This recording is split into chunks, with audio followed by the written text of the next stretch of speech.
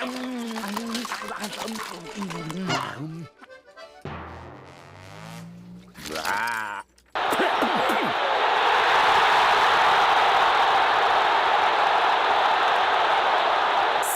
alive!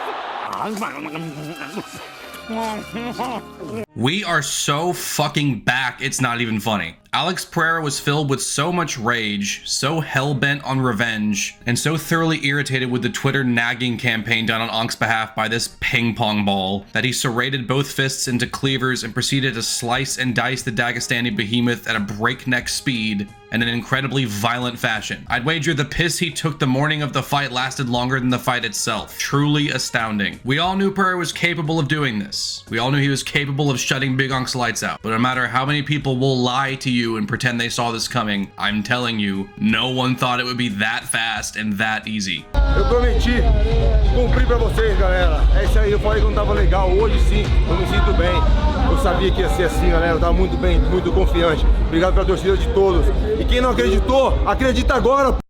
It's been said in the aftermath already, but this is by far Alex's best win on his resume, and it was also his easiest. Even both Yuri performances where he made very quick, light work of him and smashed him into oblivion were more of a test than this. Magomed Ankalaev had always been the nightmare Thanos matchup for pretty much everyone in this division, and it seemed like it was only a matter of time before he got that strap wrapped around his waist. Going into their first fight, we just knew this one would be different than the others. 205 is very striker heavy, and no matter how skilled or hard they might hit, no one can deal with Pereira on the feet. Not when he's so precise and so lethal. But Ankalaev had the grappling threat, even if he doesn't really resort to it, like, at all. Ank is very much a striker in his own right with a takedown threat in his back pocket, but he by no means needs it most of the time. And that was proven in their first bout because he literally didn't need to threaten it really at all that much. He did a little bit. He did just enough to throw Pereira off, but mainly just stuck to the boxing, and proved in that fight to have the quicker hands and enough power to take it to the champ. It was certainly close, but it appeared like Ankalaev had just figured him out. He seemed to be the one guy to finally have his number. So going into a rematch, he was even more of a favorite, since we literally saw this play out. There was no wondering about it. We saw how bad of a matchup Magomed appeared to be, so surely it would pretty much go the same way, if not more obviously in his favor, right?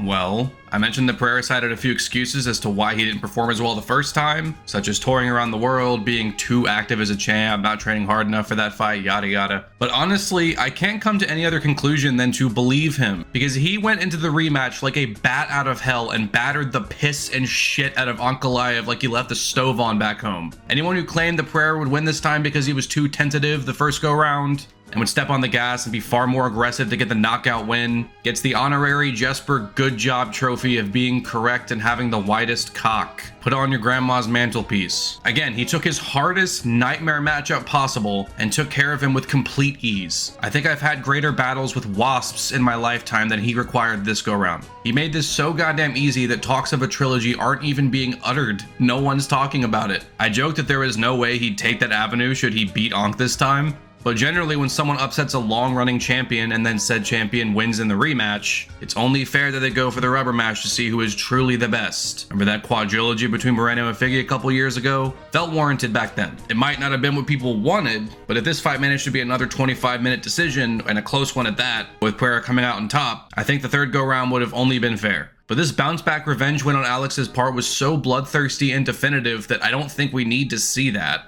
Not just because there are more exciting things to do instead, but because it genuinely feels unnecessary. Now, there are two questions on my mind at the moment. First of all, what does Alex Pereira do next? He's damn near cleared out all of his top contenders. The only ones on win streaks that could justify a title shot being Carlos Solberg or Yuri Prochazka. He just beat Ank, beat Khalil last year, who's gone 1-1 since. Jan Blachowicz is on a skid, but is scheduled to take on Bogdan Guskov in Qatar soon, so we'll see how that goes. Jamal Hill is on a skid. Rakic is on a skid. Dominic Reyes was getting close, but just got his skull knocked around by Olberg, so no. And then anyone below that in the rankings would just be a bit silly. But it's okay, because we got Olberg and Yuri making pretty damn solid cases for themselves. But, I'm sorry Yuri, we love you. Olberg is really the only matchup that makes sense. It's not even close. Longer win streak, fresh matchup, hasn't been knocked out twice by the champ, you know. The Yuri one would probably sell better, but I really don't think we need to see that ever, personally. It's just not interesting at this point. Yuri versus Ankalaev? different story. So if he's going to be staying put, then put Olberg in there. 2 maestros in the kickboxing with heavy power in the hands. I'd pay to see that. Even if Olberg isn't necessarily a big name whatsoever, I still want to see it. But here's the thing. Alex doesn't really want to stay put. He's eyeballing bigger things in a bigger weight class. He said before this fight that should he lose, he'd probably be going up to heavyweight to avoid that gnarly weight cut, which is crazy to hear since he used to murder himself to get down to 185. And we probably see him against a Volkov or a Blades for a #1 contenders matchup.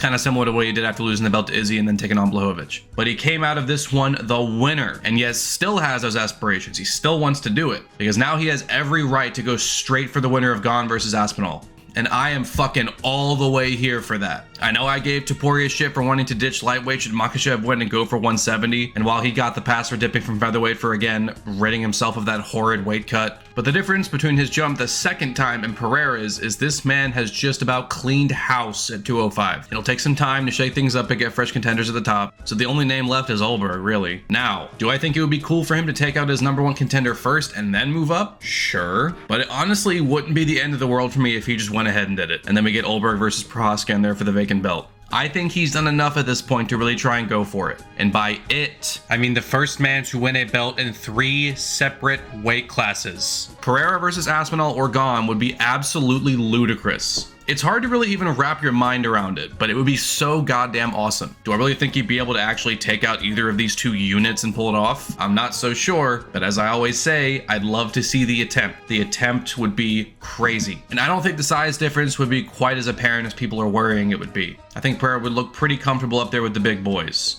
and would breathe life into that beshitted division for at least a few years. It needs it bad. And he certainly breathed some life back into 205, because while I don't hate Ankalaev by any means, everything felt dead as hell with him as king. It was like he stepped into a crowded elevator and ripped ass and then everyone went dead quiet. Just killed the vibe completely. Now that Pereira is back at the helm, if he does stay put for a little while, even with him beating much of the contenders in front of him already, he just straight up carries this division and makes things so much more exciting. So whatever he does, I will be happy with. We gotta really appreciate this man while we still have him. He's getting older. He won't be here forever. Appreciate him. Oh, and as for my second question, how close is Alex Pereira to GOAT status?